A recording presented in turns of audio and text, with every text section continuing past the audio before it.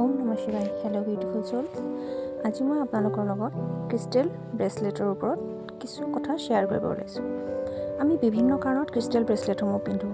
যদি আমাৰ গ্ৰিডত আমাৰ যদি কুণ্ডলীত কিবা নাম্বাৰ মিচিং থাকে তাৰ কাৰণেও আমি ক্ৰিষ্টেল ব্ৰেচলেট পিন্ধোঁ, বা আমাৰ লাইফত কিবা প্ৰব্লেম হৈ আছে তাৰ কাৰণেও আমি ক্ৰিষ্টেল ব্ৰেচলেটসমূহ পিন্ধোঁ।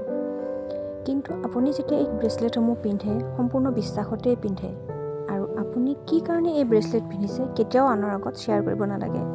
যেনেকৈ আমি মন্দিৰত পূজা কৰিব গ'লে ভগৱানৰ ওচৰত ৰখা উইচটো যেনেকৈ আনৰ লগত শ্বেয়াৰ নকৰোঁ, ঠিক তেনেকৈ আমি পিন্ধা ব্ৰেচলেটসমূহো কি কাৰণে পিন্ধিছোঁ আনৰ লগত এই কথা কেতিয়াও শ্বেয়াৰ কৰিব নালাগে।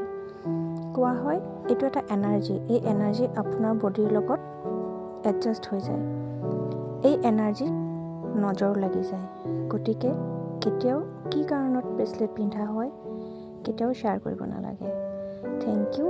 আৰু মোৰ এই অডিঅ'টো যদি আপোনালোকৰ ভাল লাগিছে প্লিজ আনলৈ শ্বেয়াৰ কৰিব, যাতে তেওঁলোকেও গম পাওক যে ক্ৰিষ্টেল ব্ৰেচলেটসমূহৰ কথা আমি আনৰ লগত শ্বেয়াৰ কৰিব নালাগে। প্লাছ যিসকলে নতুনকৈ আহিছে প্লিজ মোৰ চেনেলটো ছাবস্ক্ৰাইব কৰক, লাইক কমেণ্ট শ্বেয়াৰ নিশ্চয় কৰি দিব। Thank U. ওম নমঃ শিৱায়।